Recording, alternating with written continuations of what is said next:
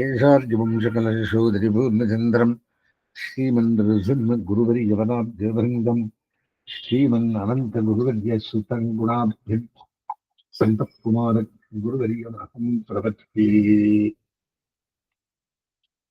लक्ष्मीनाथसमारम्भाम् नाथयामनमध्यमाम् अस्मदाचार्यपर्यन्ताम् वन्दे गुरुपरम्पराम्.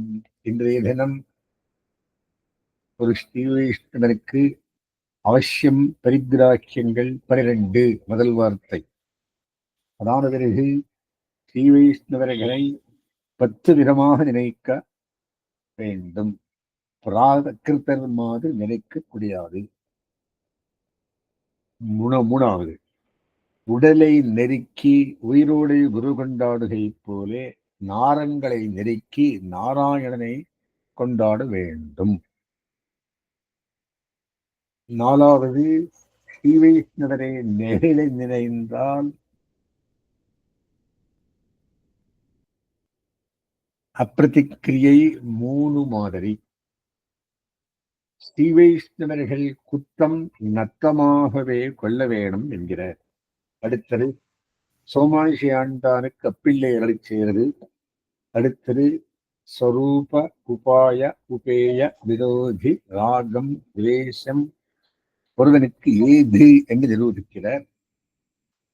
அப்புறம் பிள்ளை வரந்தரும் பெருமாள் தாசருடைய வார்த்தை. அப்புறம்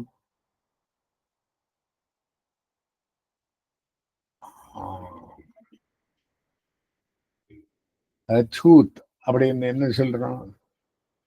4 சாத்தது வர்ணித்தல் பஞ்சம வர்ணத்தல் யார் அப்படின்றார். வானமாமலை ஆண்டான் வார்த்தை. இத்தனை வார்த்தை இன்றைய தினம் அனுபவிக்கலாம் என்று இருக்கோம். பார்க்கலாம். முதல் வார்த்தை, அவசியம் பரிகிராஹ்யங்களான 12 அறிய வேண்டும். பரிகிராஹ்யம் கொள்ளத்தக்கது, அபரிகிராஹ்யம் செல்லத்தக்கது.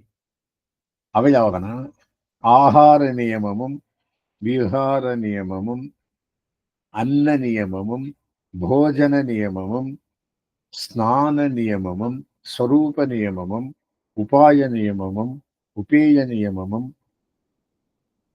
பாச நியமமும் போக நியமமும் ஆச்சார நியமமும் சம்சர்க நியமமும் ஆகார இத்தனை 12 ஒன்னு சொல்லிட்டு வர. ஆகார நியமாவது பாகவத அன்னமே புஜிக்கை. 2வது விஹார நியமமாவது பகவத் ஆலயங்களிலும்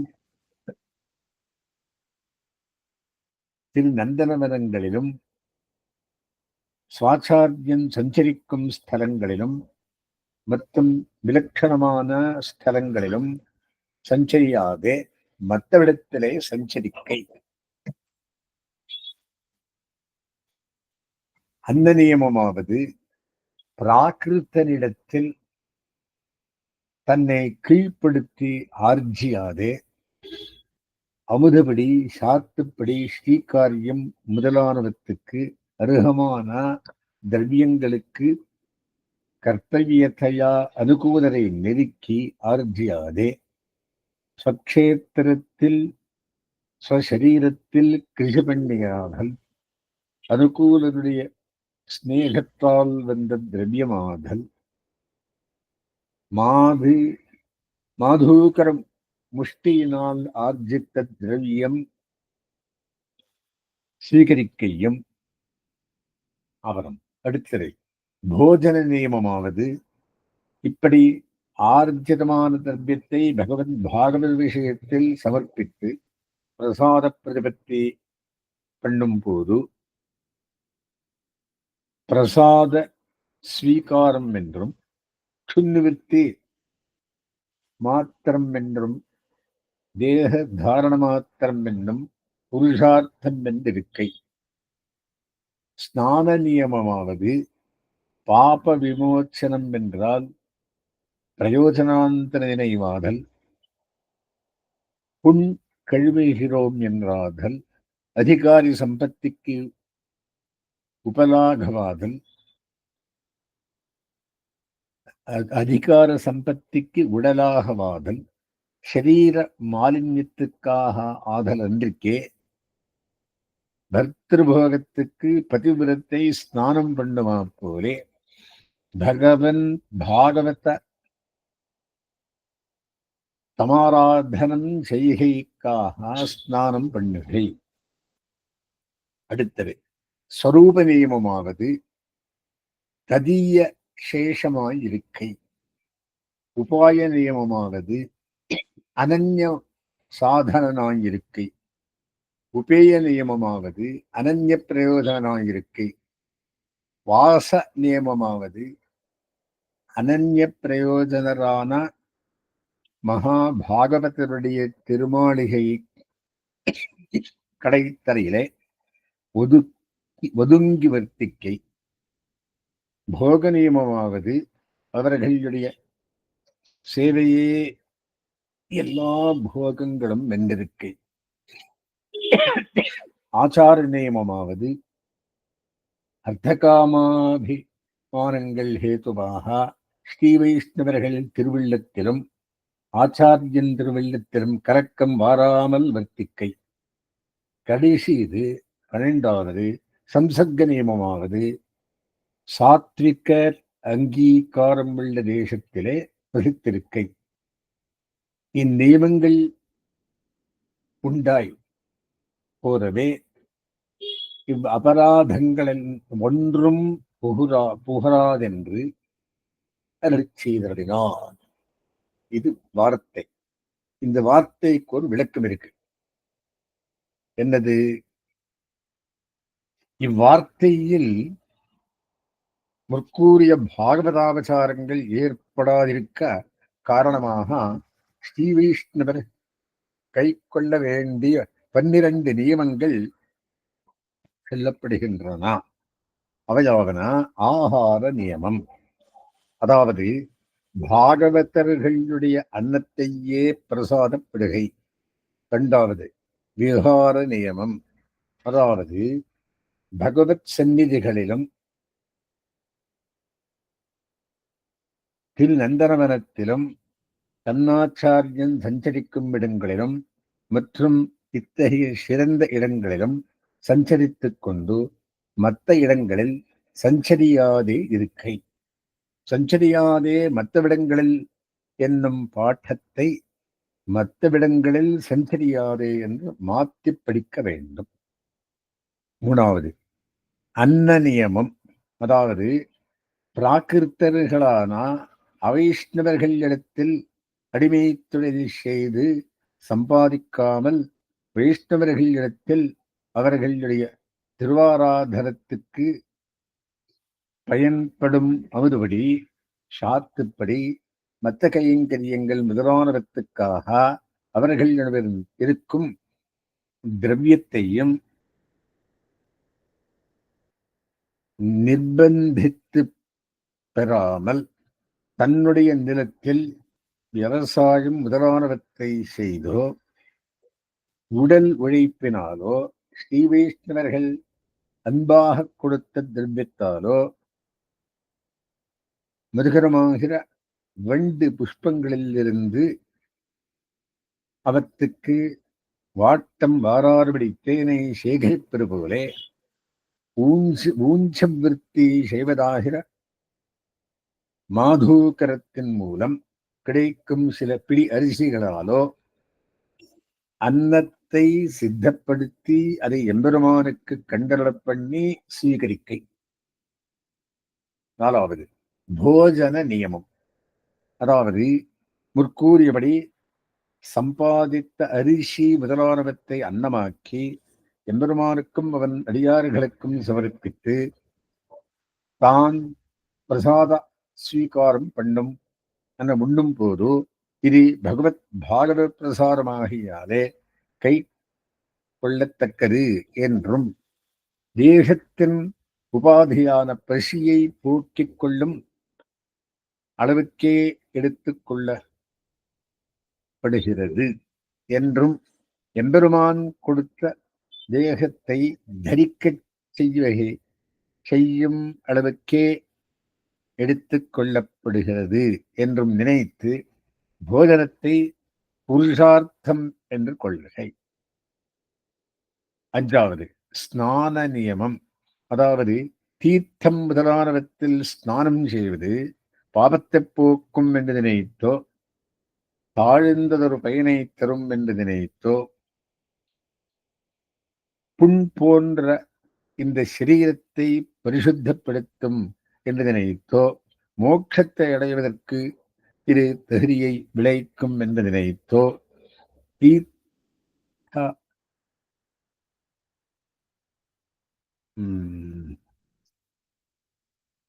தீர்த்தாடனத்தாலே சரீரம் கொடுப்படங்கும் என்று நினைத்தோ தீர்த்த ஸ்நானங்கள் செய்யாமல் கணவனோடு ஆனந்தம் அனுபவிக்கிறதுக்காக பதிவிரதையாயவள் ஸ்நானம் செய்வது போலே எம்பெருமானுக்கும் அவன் நடிகார்களுக்கும் ஆராதனத்துக்கும் பொறுப்பாக ஸ்நானம் செய்வது. 6 ஸ்வரூப நியமம். அதாவது மற்ற தெய்வங்களுக்கோ மனிதர்களுக்கோ அடிமைப்பட்டிராமல் எம்பெருமானுக்கும் அவன் நடிகார்களுக்குமே அடிமைப்பட்டிருக்கை. உபாய நியமம். அதாவது எம்பெருமான் முருகனையே உபாயமாக கொண்டிருக்கை. உபேய நியமம். அதாவது அவனுடைய முகமதத்திகை தவிர வேறொன்றை பயனாக கொள்ளாதிருக்கை. வாச நியமம். அதாவது எம்பெருமானையே உபாயமாகவும் உபேயமாகவும் கொண்ட பரம பாகவதர்களுடைய திருமாளிகையின் வாசல் திண்ணையிலேயே இருந்து வாழிகை. 10வது போக நியமம். அதாவது அத்தகைய பரம பாகவதர்களுடைய சேவையே காட்சியும் கைங்கரியமே எல்லா போகங்களும் ஆகும் என்று நினைத்திருக்கை. ஆச்சார நியமம். அதாவது பண ஆசை அபிமானங்கள் முதலானவை காரணமாக சில காரியங்களை செய்து அதனால் ஸ்ரீ வைஷ்ணவர்கள் திருவள்ளத்திலும் ஆச்சாரியன் திருவள்ளத்திலும் கலக்கம் வாராறுபடி வாழ்க்கை நடத்துகை. கடைசி 12 தம்சர்க்க நியமம். அதாவது சாத்வீகர்களான ஸ்ரீ வைஷ்ணவர்கள் உகந்த இடத்திலே வாழுகை. இந்த 12 நியமங்களும் ஏற்பட்டால் முற்கூறிய 12 வகைப்பட்ட அபசாரங்களும் நேராது என்றபடி. நேற்று இதனை அபசாரம் சொன்னா இனி பரிகாரம் சொல்லிட்டு இருக்க. அடுத்த வார்த்தை நம் மனிச்ச ஸ்ரீ வைஷ்ணவர்களை கண்டால் தங்களோபாதி பிரகிருத்திமான்களாக நினைத்திருக்கும் புல்லிமை இன்றிக்கே ஆறி இருப்பது. இந்த வார்த்தை சிறிது விரிவாகவே பெரியவாச்சான் பிள்ளை மாணிக்க மாலையிலே காணப்படுகிறது. நம்முடைய ஆச்சாரியர்கள் ஸ்ரீ வைஷ்ணவர்களை கண்டால் அவர்களை தங்களைப் போலே பிராகிருத்தர்கள் என்று நினைக்கும் தாழ்வு அத்தவர்களாகவே இருந்தனர். அப்படின்னு என்ன? ஏன்னா அவரும் ஒரு மாதிரி நம்ம சம்சாரிகள் நினைக்கக்கூடாதான். ஸ்ரீ வைஷ்ணவர்களை பார்த்ததுன்னா 10 விதமா நினைக்கிறோம். அதே இது திருவிடை மன்னர் திருவிட மன்னரக்காணில் திருமாலை கண்டேனே என்னும் செழுமாமணிகள் பெருமாமனிசராய் நிலத்தேவர் குழவணங்கும் தெல்லியார் பெருமக்கள் பெருந்தவத்த உருவிடையார் இளையார் சிறுமாமனிஷர் எம்பிராந்தன் சின்னங்கள் இவர் என்று எம் குலநாதரான ஆழ்வார்கள் ஸ்ரீ வைஷ்ணவர்களுக்கு இப்படி திருநாமம் சாத்துகையாலே கேவலம் தன்னோடொக்க ஒரு மனுஷன் என்று நினைத்திருக்கை அபச்சாரம். பாகவதால கண்டதுன்னா ஆழ்வார் சொன்ன மாதிரி 10 விதமாக நினைக்கணும். இந்த அச்சா இல்லையா? அதை என்ன சொல்றாரு அப்படின்னா, அதுக்கு ஆகரம் கூட இருக்க எங்கெங்க வந்திருக்கு அப்படின்னு இருக்கு. திருவிடமன்னர், பெருமாமனிஷர், நிலத்தேவர், தெள்ளீர், திருமக்கள், பெருந்தவத்தர், குருவுடையா இளையார், திருமாமனிஷர், எம்பிராந்தன், சின்னங்கள் அறிவர். இந்த விஷயத்தை ஆகரம் கொடுக்குறேன் எங்கெங்க வந்திருக்கு அப்படி. அடுத்த வார்த்தை 226ஆம் வார்த்தை. உடலை நெருக்கி உயிரோடு உருவு கொண்டாடுவாரை போலே காணும் நாரங்களை நெருக்கி நாராயணனோட உருவு கொண்டாடுகை. புதிர மாதிரி இருக்கு. என்ன சொல்றாருன்னா, உடலுக்கு தீங்கு செய்து உயிருக்கு நல்லது செய்து நினைப்பவர்கள் போன்றவர்கள் நாராயணனுக்கு சரீரமான நாரங்களான மற்ற ஜீவராசிகளுக்கு தீங்கு செய்து நாராயணனை பிரதிநிதிப்பவர்கள். நாரங்களாவனா நித்திய வஸ்துக்களிலே திரை. அந்த நாராயணனுக்கு சரீரமான நாரங்களான மற்ற ஜீவராசிகளுக்கு தீங்கு செய்து நாராயணனை பெற்று பிரதிநிதிப்பவர்கள் உடலுக்கும் தீங்கு செய்து உயிருக்கு நல்லது செய்ய நினைப்பவர்கள் அப்பேற்பட்டவர்கள். அடுத்தது, ஸ்ரீ வைஷ்ணவர்களை நெகிழ நினைத்தானாகில் நிலம் பிளந்தால் இடையிடவண்ணாதா போலேயும் மலை முறிந்தால் தாங்க வண்ணாதா போலேயும் கடல் உடைந்தால் அடைக்க வண்ணாதா போலேயும் இதுவும் அப்பிரதிக்கிரியமாயிருப்பதொன்று. என்ன சொல்றாருன்னா, வியாக்கியானம், ஸ்ரீ வைஷ்ணவர்களை தாழ நினைப்பதாகிற பாகவதாபச்சாரத்துக்கு பரிகாரமே கிடையாது. பூகம்பத்தால் நிலம் பிளந்தால் அதை ஒன்று சேர்க்க முடியாதா போலவும் மலை முறிந்து தரையில் விழுந்தால் அதை தாங்க முடியாததா போலவும் கடலுடைத்தால் அதை அடைக்க முடியாதா போலவும் பாகவதாபச்சாரத்துக்கும் பரிகாரமில்லை. அத்தனை குரூரமானது, அறிய வேண்டும். அடுத்தது அப்புறம் ஸ்ரீ வைஷ்ணவர்களை நெகிழ் நினைத்தானாகில்லது. 278ஆம் வார்த்தை. நாட்டிலே இருந்து பெருமாளை சேவிப்பார் 2 ஸ்ரீ வைஷ்ணவர்கள் அந்யோன்யம் விஸ்லேஷ பீர்களாய் போகிறவர்கள் ஒரு கால் ராகத்வேஷம் கொண்டாடி ஒருவர் ஆச்சான் பிள்ளை ஸ்ரீபாரத்தேர வந்து மற்றையவருடைய குற்றம் விண்ணப்பம் செய்ய சேவித்திருந்தவர்களாலே சிலர் அப்படி சொல்லலாமோ என்ன ஆச்சான் பிள்ளை அவர் சொல்லுகிறீர், கண்டல் படையினான யமன் பரிஹர மன்சூதன பிரபன்னான் என்றான். பிராட்டி நகஸ்டின் ஆபராத்தியதி என்றாள். ஈஸ்வரன் செய்தாரேல் நன்றி செய்தார் என்றான். ஆழ்வார்கள் அவன் தவறு எவ்வினேராகிலும் என்றார்கள். இப்படி இருக்க அவர் குத்தம் இவரை வெளிய சொல்லுவாரார் என்று கருதி செய்தார். இதுக்கு என்ன வியாக்கியானம் அப்படின்னா, விசித்திரமா நன்னா இருக்கு. என்ன விஷயம் அப்படின்னா, ஒருவரை ஒருவர் விட்டுப்பிரிய பொறுக்காதவர்கள் ஆச்சான் பிள்ளை ஸ்ரீ சூக்தியின் கருத்து பின்வருமாறு. இது என்ன கதை அப்படின்னா, ஸ்ரீ வைஷ்ணவர்களை தாழ நினைப்ப ஆகிற பாகவதாபச்சாரத்துக்கு பரிகாரமே கிடையாது என்று சொன்ன. இங்க இவர் என்ன சொல்றாருன்னா,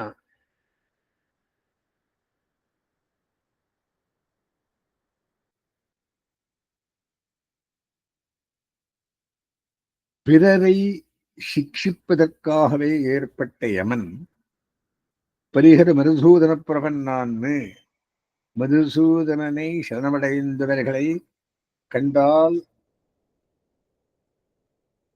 வெகு தூரம் விலகிப்போ என்று தன் தூதனை பார்த்து சொன்னான். புருஷகார பூதையான பிராட்டி பாபானாம்பா சுபானாம்பா பிராணினாம் சவகோத்தமா காரியம் கரணமாரியனா நகசின் நாபராத்தியத்தி என்று தொடங்கும் தனது சரமஸ்லோகத்தில் இவ்வுலகில் குற்றம் செய்யாதவன் ஒருவனுமில்லையே என்று திருவடியை குறித்து சொன்னாள். பாபங்களுக்கெல்லாம் பலனளிக்கும் சர்வேஸ்வரனோ நல்லடியார் திறத்தகத்து தாமரையாடாகிரம் சிறுகுறைக்கு மேல் என்னடியார் அதிசெய்யார் செய்தாரையில் நன்றி செய்தார் என்கிறபடியே அனஞ்ஞாறுகள் உடைய அடியார்களுடைய குற்றத்தை நத்தமாகவே கொண்டான். ஆழ்வார்களும் அவன் தவறு எவ்வினியராகிலும் எங்கோன் நமன் தவறே என்று வழிகளால் நமன் தவறால் ஆராயப்பட்டறியார் கண்டீர் என்று எப்பேறு பெற்ற பாபம் செய்த பாகவதர்களையும் யமன் ஆராய முடியாது என்றார்கள். இப்படி இருக்க பரமபாகவதரான அவருக்கு நெடுங்காலம் நண்பராயிருந்து அவருடைய ஸ்ரீ வைஷ்ணவத்துவத்தையும் அறிந்த இவரை வேறு எவரும் அவருடைய குற்றத்தை சொல்லுவார் இல்லாகையாலே இவரே சொல்ல புறப்பட்டு விட்டார். இதை யாரால் தடுக்க முடியும் என்றபடி பரிகாசம் கலந்த கடுமையான உபதேசமடியான இவ்வார்த்தையாலே அந்த ஸ்ரீ வைஷ்ணவர் தலைகுனித்து தான் செய்த கடுமையான அபசாரத்தை உணர்ந்து பெரியவாச்சான் பிள்ளையிடம் அந்த ஸ்ரீ வைஷ்ணவரிடமும் மன்னிப்பு கேட்டுக்கொண்டு திருந்தி இருப்பார் என்று எளிதில் அறியலாம். பெருமாடு தாயார் எல்லாரும் பொறுத்திருக்கு, ஆழ்வார்கள் எல்லாம் பொறுத்திருக்குச்சு, நீ கண்டுபிடிச்சு அவர் குத்துத்து சொல்லுறியே அப்படின்னு ஸ்லேடையாக சொல்வார். அப்புறம் 2 பேரும் சேர்ந்திருந்தாராம் குத்துத்து சொல்லாமல்.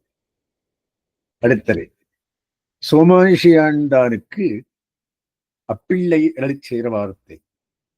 ஆண்டான் தேவரீர் ஞான விருத்தருமாய் வயோ விருத்தருமாய் ஷீல விருத்தருமாய் ஸ்ரீபாஷ்யம் திருவாய்மொழி இரண்டுக்கும் நிர்வாகருமாய் எல்லாவற்றாரும் பெரியவராயிருந்தீர். ஆகிலும் சாத்தி இருக்கிற திருப்பெருவெட்ட தலையில் பாகவதாபச்சாரம் நிமித்தமாக ஒரு துணுக்கு முடிந்து வையும் என்பதை செய்தார். இதுக்கு வியாக்கியானம் சொன்னா இன்னும் சீன புரியும். என்ன சொல்றது? சோமாஷி ஆண்டான் எம்பெருமானாருடைய முக்கிய சிஷ்யர்களில் ஒருவர். ஸ்ரீபாஷ்யத்துக்கு முதலில் விவரணம் எழுதியவர். ஷடர்த்த சங்கிரகம், ஷடர்த்த சங்கேபம், குரு குணாவளி முதலான மற்றும் பல கிரந்தங்களை இவர் எழுதி செய்திருப்பதாக பூர்வாச்சாரிய கிரந்தங்களில் இருந்து விளங்குகிறது.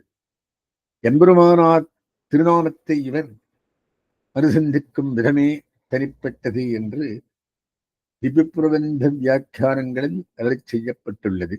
இவருடைய கிரந்தங்களில் இருந்து சில பகுதிகளை இவருடைய வம்சஸ்தரான மேகநாதாரி என்பவர் தமது நயத்யுமணியிலும் ஸ்ரீ வேதாந்தரேஷகர் தமது ஞாச சித்தாஞ்சனம் முதலான கிரந்தங்களிலும் நாயனாராச்சான் பிள்ளை தமது சரமோபாய நிர்ணயத்திலும் எடுத்துள்ளார். அப்பிள்ளை பரவஸ்து பற்றவிராஞ்சியர் பிறச்சேர அந்திமோபாய நிஷ்டையில் இவ்வர்த்தத்தை எடுத்து காட்டுகிறபடி அதிலிருந்து இவர் பட்டர் சிஷ்யர் என்றும் இவருக்கு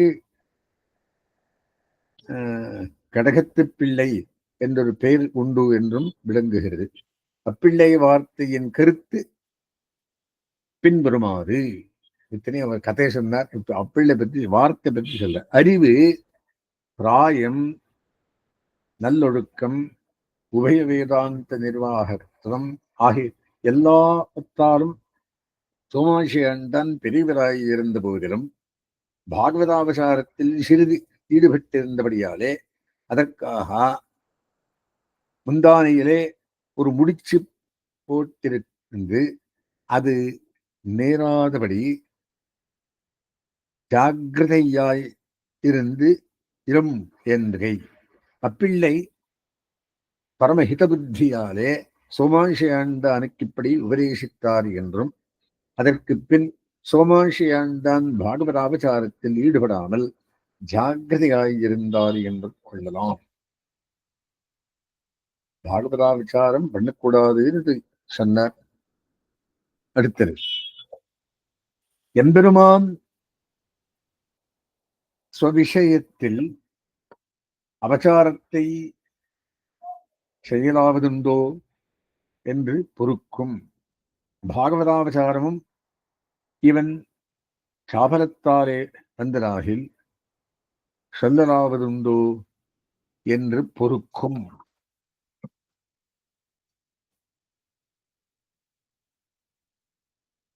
அசக்கியாபசாரம் ஒருபடியாலும் பொறான் சதாச்சாரியன் ஏறிட்டுக் கொள்ளுமாகில் அறவும் பொறுக்கும். இதுக்கு உதாகரணம் மயித்வேஷானுபந்தோ பூத் சம்ஸ்துதா உத்யதே தவ மத்பிதுஸ்தத் கிருதம் பாபம் தேவதஸ்ய பிரணஷ்யது என்ன க்ஷமித்தான். வியாக்கியானம். எம்பெருமான் தன் விஷயத்தில் சேத்தனன் ஓர் அபசாரம் செய்தால் இவனது அபசாரச் செயலால் எனக்கு என்ன தீங்கு நேர்படுகிறது என்று நினைத்து பொறுக்கிறான். ஏதோ சில அர்த்தகாலங்களில் சாபல்யத்தாலே பாகவதாபசாரம் நேர்ந்தாலும் இது உலகிற்கை தானே என்ன சொல்லி இவனை தண்டிப்பது என்று நினைத்து பொறுத்த இருப்பான். ஆனால் ஒரு காரணம் இல்லாமல் பாகவத விஷயங்களில் அபசாரம் செய்கையாகிற அசக்கியாபசாரத்தை செய்தால் எம்பெருமான் எவ்விடத்திலும் தான் பொறுக்க மாட்டான். அபசாரம் செய்கிறவன் சார்பாக நல்ல ஆச்சாரியன் ஒருவன் எம்பெருமானிடம் மன்னிப்பு கேட்டுக் கொண்டால் அதையும் பொறுப்பான். இதற்கு பிரகலாதனின் வார்த்தை திருஷ்டாந்தம். அந்த ஸ்லோகம், அதாவது உன்னை துரிப்பதில் ஈடுபட்டிருந்த என்னிடத்தில் என்னுடைய தந்தைக்கு நீண்ட காலமாக துவேஷம் இருந்து வந்தது. தேவனே, என் தந்தைக்கு அதனால் ஏற்பட்ட பாபம் நீங்க வேண்டும் என்று பிரகலாதன் பிரார்த்திக்க எம்பெருமானும் கிரண்யன் செய்த அசக்கியாபசாரத்தை பொறுத்தானன்றோ. நான் பெற்ற பெயர் நாரூரானந்திர வேணும் என்று கூறுத்தாழ்வான் பிரார்த்திக்க எம்பெருமான் நாரூரானின் பகவதாபசாரத்தையும் பாகவதாபசாரத்தையும் பொறுத்து இதுக்கு திருஷ்டாந்தமாகும். அடுத்த வார்த்தை 286 வார்த்தை. ஒருவனுக்கு பாகவத சேஷத்துவம் ஸ்வரூபம், பாகவத பிரசாதம் உபாயம், பாகவத கைங்கரியம் உபேயம், பாகவதாபசாரம் விரோதி, ஔபாதிக பாகவத விஷய ராகமும் நிருபாதிக பாகவத துவேஷமும் ஒருவனுக்கு நிரநின்ற தோஷம். என்ன சொல்றார்? ஸ்வரூப உபாய புருஷார்த்த விரோதிகளை சரமபருவமான பாகவதர்களை இட்டு நிரூபிப்பது இவ்வார்த்தை. எல்லினிறமாகியாலே பாகவதர்களுக்கு அடிமைப்பட்டிருப்பதே ஸ்வரூபம். பகவத் கிருபையை விளைக்குமாகையாலே பாகவதற்கு உண்டான கிருபையே உபாயம். எம்பெருமானுக்கு மிக இனியதாகியாலே பாகவதர்களுக்கு செய்யும் கைங்கரியமே உபேயம். எம்பெருமானாலும் மன்னிக்க முடியாததாகியாலே பாகவதர்களுக்கு செய்யும் அபசாரமே விரோதி. பாகவதர்கள் விஷயத்தில் ஒரு காரியம் ஆக வேண்டும் என்று அன்பு காட்டுவதும் ஒரு காரணமில்லாமல் பாகவதர்களை வெறுப்பதுமே நிலநின்று விரோதி. இது மனசில் எல்லாருக்கும் பட வேண்டியது. அடுத்தது 282 வார்த்தை. பிள்ளை வரந்தரும் பெருமாள் தாச வார்த்தை. எம்பெருமான் வெறுக்கும் மறக்கும் பொறுக்கும் உருக்கும் பிரயோஜனாந்தரவரை கண்டவாறே நம்முடைய ரட்சகத்துவத்தை பறித்துக் கொண்டு போவதே என்று வெறுக்கும். தன்னளவில் பெண்ணின் அபசாரத்தை மறக்கும், ஆக்ஞாதிலங்கனத்தை பொறுக்கும், பாகவதாபசாரத்தை பொறுக்கும். என தண்டனை கொடுக்கும். அப்படி இது ஒரு வார்த்தை வியாக்கியானம். மற்ற பலன்களை வேண்டி எம்பெருமானிடம் சாதனானுஷ்டானம் செய்பவர்களுக்கு அந்த சாதனங்களை சரியாக செய்தால் அப்பயன்களை தந்து தீர வேண்டி இருக்கிறது. மோட்சத்தை கொடுத்து இவனை ரட்சிக்க வேண்டும் என்று எம்பெருமானின் எண்ணம் ஈடேறாமல் போகிறது. ஆகையால் மற்ற பயன்களை பெறுவர்களை பார்க்கும் போது என்னுடைய ரட்சகத்துவத்தை அபகரித்துக் கொண்டு போகிறார்களோ என்று வெறுக்கிறான். 2வது, தன் விஷயத்தில் பண்ணின அவசாரங்களை தன்னுடைய தயாதி குணங்களால் மறுக்கிறான். தன் ஆணையை மீறுவதை தன்னுடைய க்ஷமா குணத்தால் பொறுக்கிறான். பாகவதாபசாரம் செய்வர்களை கண்டாலோவென்னில் மறக்கவும் பொறுக்கவும் இயலாமல் வெறுப்பதோடும் நில்லாமல் பொறுப்பதையே தண்டிப்பதையே செய்கிறான். பாகவதாரம் பண்ணா தண்டனை உண்டு அப்படின்ற. அடுத்த வார்த்தை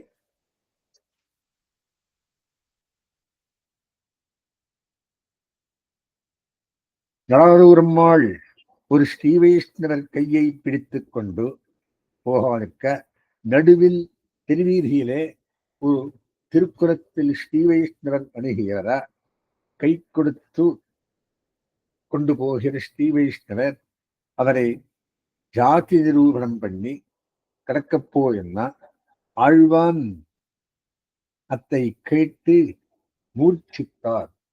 மூர்ச்சை தெளிவந்த பின்பு அருகு நின்ற ஸ்ரீ வைஷ்ணவர்களை இருவன் என்ன திருக்குறத்திலே திருவதிரித்து இரண்டாத்துக்கு நடுவே கற்பிக்கப்பெற்ற மகானுபாவனா பறையன் நெடுங்காலம் ஆத்மாபகாரம் பண்ணி தெரிந்த நானன்று பறையன் என்று அருளினார். வியாக்கியானம். அடாதூராழ்வான் வரதவிஷ்ணு என்னும் திருநாமம் உள்ளவர். எம்பெருமானாரின் மருமகனார். அடாதூர் அம்மாளின் பாட்டனார். குலந்தாங்கு சாதிகளில் நாளிலும் கீழிருந்த குலத்தில் பிறந்தும்